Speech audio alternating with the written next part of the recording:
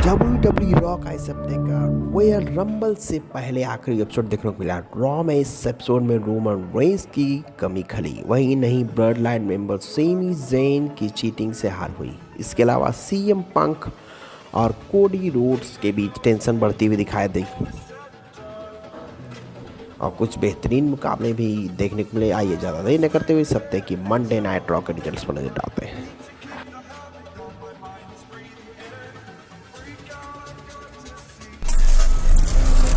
Hello friends, this is you are watching Russell Takedown. The Rock की शुरुआत होती है सिथ फ्रैगन स्टॉल के प्रोमो के साथ रॉयल रंबल मैच जीतने के बाद की। इसके साथ ही रॉ नेटफ्लिक्स में सीएम पंक के खिलाफ मिली हरारी हार का जिक्र करते हुए इस चीज़ का गहन चिंतन करके मजबूर कर दिया था। रॉलिंस ने खुद को बेहतरीन बताते हुए और कुछ उन्होंने पिछले हफ्ते मैकेंटायर को हराने के बाद साथ ही बदला लेना शुरुआत कर दी है। सेथ ने रॉयल रंबल मैच में John Cena, Roman Reigns, Drew McIntyre जैसे कई सुपरस्टार को एलिमिनेट करने का दावा किया है। उन्होंने सीएम पंक को भी एलिमिनेट करके उनके रेसलमेनिया में इंडिपेंडेंट जगह बनाने के सपना को चकनाचूर करने के बाद की। डार्केटेड ने इस चीज़ को भी जिक्र किया कि रॉयल रंबल विजेता बनने के लिए वर्ल्ड हैवीवेट चैंपियन गुंथर या undisputed WWE champion Cody Rhodes का पीछे करने जाने वाले हैं। जल्द ही गुंथर ने सेगमेंट में दखल दिया और उन्हें सेथ रॉलिंस से पूछा कि कितने महीने कहाँ थे। इसके साथ ही रिंग जनरल ने उसे ऊसो को जोकर बताते हुए उन्हें के खिलाफ ये टाइटल डिफेंड का जिक्र किया। उन्होंने सेथ रॉलिंस को रॉयल रंबल जीतने के पर फोकस करने को कहा। रॉलिंस के जवाब दिया कि वो टाइटल उनके बिना अस्तित्व ही नहीं था। इसके साथ ही उन्होंने गुंथर को दूसरे प्रतिद्वंदी के खुद को अलग बताया।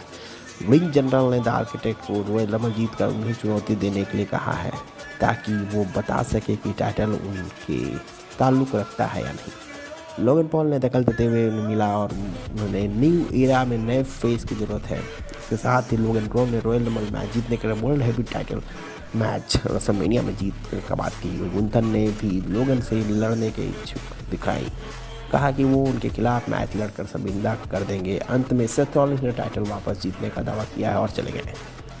नेक्स्ट मैच की बात करें War Raiders versus Dominik Mysterio and JD Magness for the world tag team championship on the line.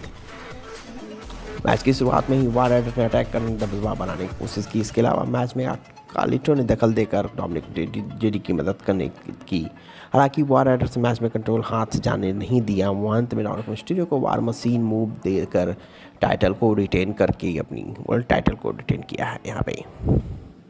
Next match की बात करते हैं जेबी वुड्स वर्सेस रे मिस्टीरियो का एक सिंगल्स मैच देखने को मिलता है। इस मुकाबले में दोनों सुपरस्टार ने एक दूसरे के अच्छी टक्कर दी, बेहतरीन मूव का इस्तेमाल करते हुए दिखाई दिए। दोनों इस मैच में दौरान जेबी वुड्स को मौजूदा अपनी फैमिली से मिलते हुए दिखाई दिए, लेकिन उन्होंने लोग के खिलाफ दिखाई दिए। इसके बाद वुड्स का गुस्सा आ गया जब वो रिंग में आए और रे मिस्टीरियो ने उन्हें 619 मूव हिट करके बाद में उन्हें मैच से हरा दिया।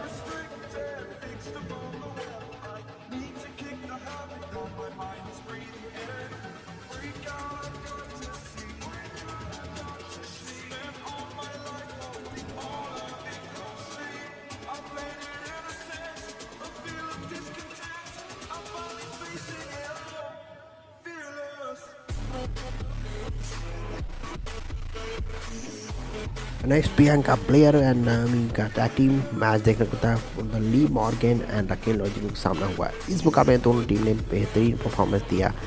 दोनों ही आसानी को हार मानने को तैयार नहीं थे। जब बेफेस टीम ने जीत के करीब थे, डोमिनिक मिस्टीरियो ने दखल देकर रेफरी का ध्यान भटका देते हैं। इससे गुस्सा होकर प्रियंका ब्लेयर ने डोमिनिक पर अटैक कर दिया और उन पर रिंग साइड पर छलांग लगा दी।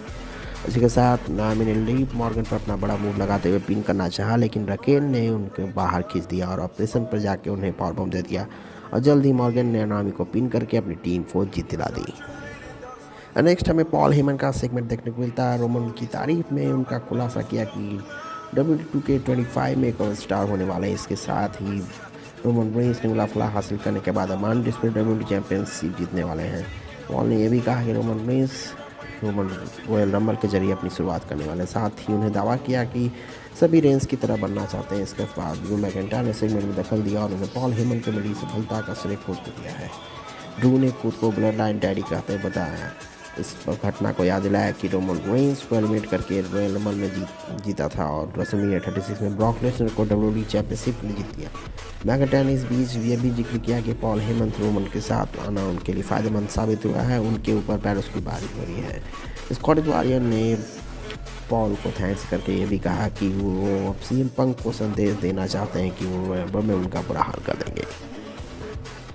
नेक्स्ट मैच की बात करते हैं ड्रू मैकइंटायर से सेमी जंग का जो मैच देखने को मिलता है। जैसा उम्मीद थी दोनों सुपरस्टार ने बीच शानदार मुकाबला हुआ। इस मैच के दौरान सेमी की नाक पर जो है चोट लग जाती है, उसके साथ ही उनके खून निकलने लगता है, लेकिन उसको आसानी से मारने वाले इतने थे।